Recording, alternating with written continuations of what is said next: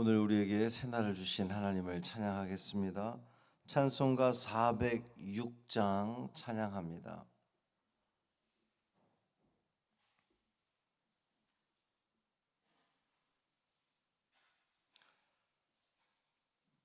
찬송 406장.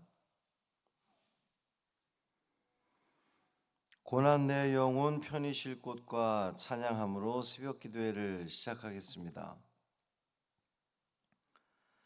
고난 내 영혼 편히 쉴 곳과 풍랑이로도 안전한 포구, 폭풍까지도 다스리시는 주의 영원한 팔 의지해 주의 영원하신 팔 함께 하사 항상 나를 붙드시니 어느 곳에 가든지 요동하지 않음은 주의 팔을 의지함이라.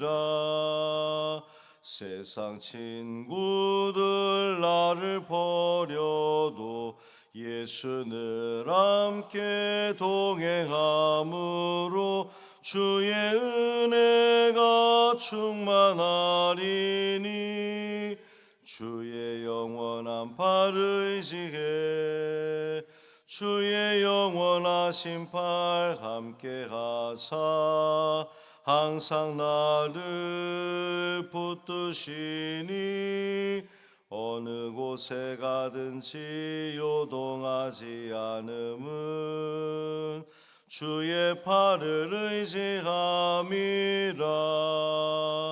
나의 믿음이 연약해져도 미리 예비한 힘을 주시며 위태할 때도 안보하시는 주의 영원한 팔 의지해 주의 영원하신 팔 함께 하사 항상 나를 붙드시니 어느 곳에 가든지 요동하지 않음은 주의 팔을 의지함이라.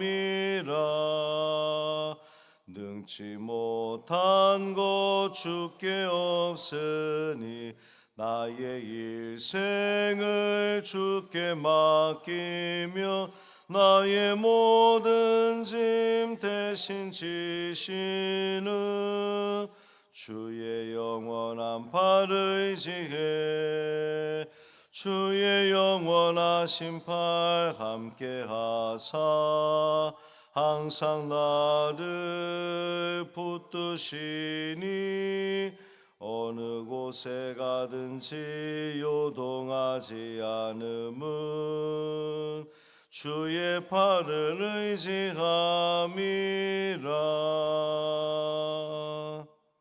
아멘. 사도신경으로 우리의 신앙을 고백하겠습니다. 전능하사 천지를 만드신 하나님 아버지를 내가 믿사오며 그 외아들 우리 주 예수 그리스도를 믿사오니 이는 성령으로 잉태하사 동정녀 마리아에게 나시고 본디오 빌라도에게 고난을 받으사 십자가에 못 박혀 죽으시고 장사한 지 사흘 만에 죽은 자 가운데서 다시 살아나시며 하늘에 오르사 전능하신 하나님 우편에 앉아 계시다가 저리로서 산 자와 죽은 자를 심판하러 오시리라. 성령을 믿사오며 거룩한 공회와 성도가 서로 교통하는 것과 죄를 사하여 주시는 것과 몸이 다시 사는 것과 영원히 사는 것을 믿사옵나이다. 아멘. 호세아 10장 9절부터 11절까지 말씀입니다.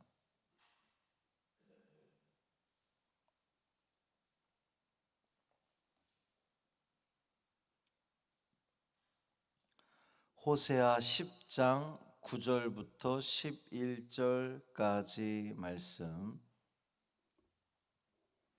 함께 읽습니다. 이스라엘아, 내가 기브아 시대로부터 범죄하더니 지금까지 죄를 짓는구나. 그러니 범죄한 자손들에 대한 전쟁이 어찌 기브아에서 일어나지 않겠느냐? 내가 원하는 때에 그들을 징계하리니 그들이 두 가지 죄에 걸릴 때에 만민이 모여서 그들을 치리라. 에브라임은 마치 길들인 암소 같아서 곡식 밟기를 좋아하나 내가 그의 아름다운 목에 멍에를 메우고 에브라임 위에 사람을 태우리니 유다가 밭을 갈고 야곱이 흙덩이를 깨뜨리리라. 아멘. 이 말씀 하나님 말씀입니다.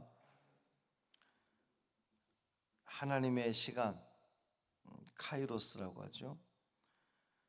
그 시간이 내게 어느 순간 또 어떤 방식으로 다가올지 알 수 없습니다. 그러니 오늘도 우리가 주님께 초점 맞춘 삶, 또 주님을 의식하는 그러한 삶을 살아가셔서 주님의 복이 내게 임하도록 잘 준비된 오늘 되기를 주님의 이름으로 축복합니다. 오늘도 금요기도에 오실 때는 카풀을 좀 해서 오십시오. 차량 운행을 못합니다. 각자들 카풀 이용해서 오시길 바라고. 대신방이 오늘 있습니다. 신방 받는 가정마다 하나님의 따뜻한 은총이 함께 하기를 기도해 주시기를 바랍니다. 박연숙 권사님 어제 병원 다녀왔는데 이제 암이 두 곳에 있거든요. 가슴하고 겨드랑이 쪽에. 근데 위치가 좀 괜찮은가 봅니다. 그래서 수술 11월 3일이 지금 예정돼 있는데 수술만 하면 항암 치료를 안 할 수도 있다고. 물론 이제 지켜봐야 되겠지만, 그래서 사실 암 진단 받고 항암 치료 안 하는 경우가 거의 없는데 우리 그렇게 기도하기를 바랍니다.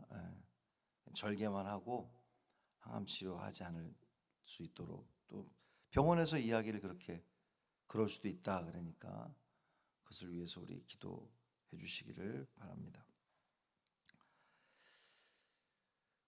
이스라엘아, 네가 기브아 시대로부터 범죄하더니 지금까지 죄를 짓는구나.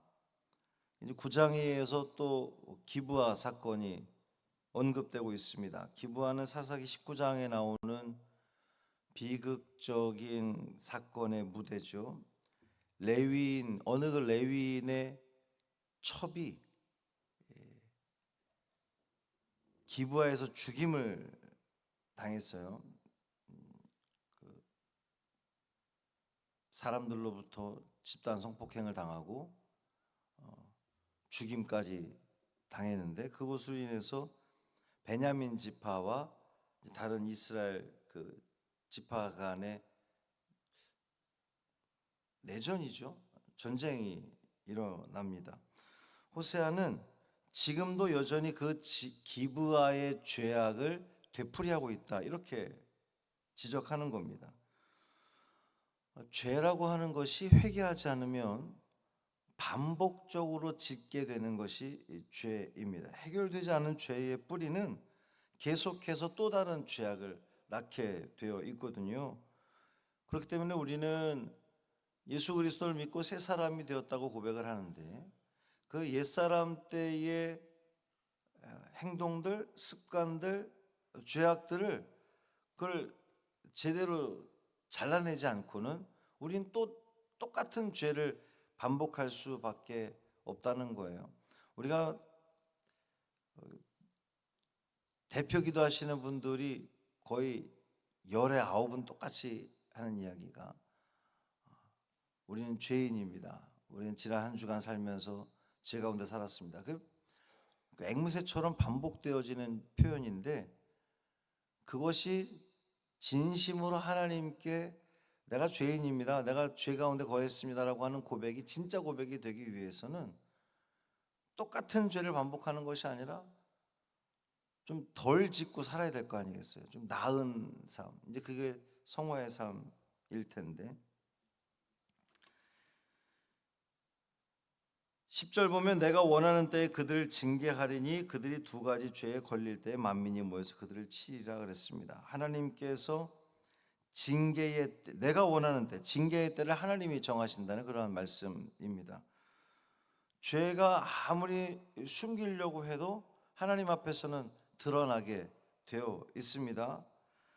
그리고 하나님께서 그 죄에 대해서 하나님이 원하시는 때에 징계하신다 그랬어요. 죄를 지었는데, 내가 하나님 앞에 잘못을 했는데 아무런 일이 벌어지지 않습니까? 징계가 없습니까? 평안합니까? 괜찮은가? 하나님이 나를 매 순간 지켜보는 것은 아닌가 보다 착각하시면 안 됩니다. 하나님은 징계의 시간을 당신이 정하신다 그랬어요. 지금 징계가 이루어지지 않는다고 해서 안전하다고 생각하면 안 되는 겁니다. 하나님이 참으시는 시간이라는 거예요. 우리 하나님은 오래 참으시는 하나님이신데 그 죄악을 끝까지 내버려 두지는 않으시는 하나님이시라는 겁니다. 하나님은 하나님의 때에, 하나님이 정하신 때에 반드시 징계를 이루신다는 거예요. 그러니까 어떻게 살라는 겁니까? 하나님이 그럼 나에게 내가 늘 불안에 떨면서 살라는 이야기인가? 그게 아니죠. 내가 하나님 뜻대로 살지 못하고 죄 가운데 살아감에도 불구하고 평안하다면 지금이 회개해야 할 때라는 거예요.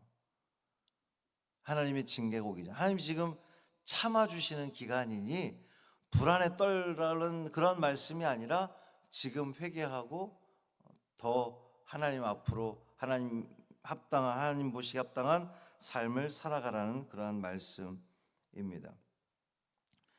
11절 보면 에브라임은 마치 길들인 암소 같아서 곡식 밟기를 좋아하나 내가 그의 아름다운 목에 멍에를 메우고 에브라임 위에 사람을 태우리니 유다는 밭을 갈고 야곱이 흙덩이를 깨트릴 것이다 그랬어요. 이스라엘은 길들여진 암소처럼 편안하게 이제 곡식 밟기를 즐겼습니다. 곡식을 밟는 것은 쉬운 일이죠. 그냥 밟으면 되는 거예요. 근데 하나님은 그 목에 멍에를 씌우시고 밭을 갈게 한다는 겁니다. 곡식을 밟는 것보다 밭을 가는 것은 훨씬 더 무거운 일이죠. 힘든 일입니다. 그러니까 하나님께서 그 이스라엘 목에 멍에를 메운다는 것은 이스라엘로 하여금 이방 나라의 포로가 되게 하겠다, 노예가 되게 하겠다는 말씀이에요. 그 말씀은 실제로 이루어지잖아요. 아수르의 바벨론에 그들은 포로가 됩니다. 자, 이 말씀만 보면 좀 절망적이죠. 이스라엘의 죄로 인해서 하나님께서 편안하게 곡식 밟기를 하던 그 소에 대해서 멍에를 메워서 무거운 일을 시켰다, 포로가 되게 한다. 끝났네. 근데 사실은 끝이 아니라는 겁니다. 밭을 간다는 것은, 경작한다는 게 의미하는 게 뭐예요? 거기에 씨를 뿌리고 새로운 것을 기대한다는 거잖아요.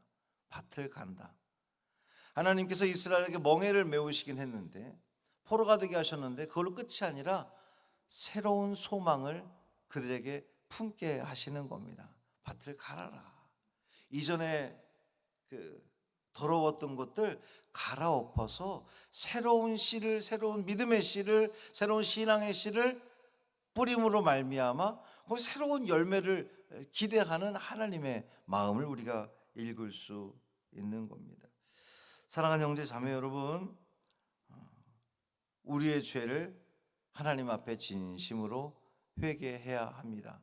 회개하지 않으면 그 죄는 반복되는 거예요. 하나님의 징계를 우리는 두려워해야 됩니다. 하나님의 징계는 하나님의 공의의 선언입니다. 뿐만 아니라 또 동시에 하나님 회복시키시는 은혜의 시작이기도 합니다. 그러니 만약 우리 삶 가운데에 하나님께서 내게 멍에를 지우신 것 같다, 내게 무거운 짐을 지우신 것 같다, 절망하지 마십시오. 지금부터 우리가 회개하고 하나님께로 돌아서고 하나님 뜻대로 살아간다면 우리는 새로운 씨앗을 뿌려서 새롭고 좋은 아름다운 열매를 거두는 변화의 삶이 살게 될 줄 믿습니다. 하나님께서 오늘 우리에게 기대하시는 바가 그러하다는 거죠. 그러니 여러분, 오늘 우리는 이 새벽에 주님 앞에 우리의 죄악들, 하나님 뜻대로 살지 못했던 것들 주님 앞에 진실되이 고백하고 내 삶 가운데에 펼쳐지는 그 하나님의 때, 그 하나님의 때를 기대하면서 내가 정말 하나님 은혜 가운데에, 하나님 말씀 가운데에 신실한 삶을 살겠습니다, 소망을 주옵소서라고 기도하는 우리 되시기를 주님의 이름으로 축복합니다. 살아계신 아버지 하나님, 우리 안에 반복되는 죄를 끊어내게 하시고 하나님의 징계를 두려움 가운데 우리가 생각하지만 하나님의 은혜로 받게 하여 주옵소서. 무거운 멍에 속에서도 새 일을 이루시는 그 주님을 바라보게 하시고 오늘도 주님 손에 붙들린 우리의 삶이 되게 하여 주옵소서. 똑같은 죄를 반복하지 않게 하시고 어제보다 오늘이 좀 더 나은 하나님 앞에 신실하게 설 수 있는 우리의 삶 되게 하여 주옵소서. 대신방이 진행 중입니다. 오늘도 신방받는 가정마다 주님께서 방문하시고 말씀 주시고 새로운 비전을 품는 은혜의 시간이 되게 하여 주옵소서. 환우들을 붙들어 주시고 또 금요기도에 많은 성도들이 올라와 하나님께 기도하고 응답받고 영광 돌리는 복된 시간 되게 하여 주옵소서. 박영숙 권사님 이후에 되는 모든 일정 가운데 함께 하여 주옵시고 특별히 수술로서 끝날 수 있기를 우리 간절히 소망합니다. 항암 치료받지 않고 그 고통의 시간들이 아니라 우리 하나님의 그 능력을 다시 한번 맛보게 되는 놀라운 은혜를 경험케 하여 주옵소서. 우리 주 예수 그리스도의 이름으로 축복하며 기도합니다. 아멘. 하늘에 계신 우리 아버지여, 이름이 거룩히 여김을 받으시오며 나라가 임하시오며 뜻이 하늘에서 이루어진 것 같이 땅에서도 이루어지이다. 오늘 우리에게 일용할 양식을 주시옵고 우리가 우리에게 죄 지은 자를 사하여 준 것 같이 우리 죄를 사하여 주시옵고 우리를 시험에 들게 하지 마시옵고 다만 악에서 구하시옵소서. 나라와 권세와 영광이 아버지께 영원히 있사옵나이다. 아멘.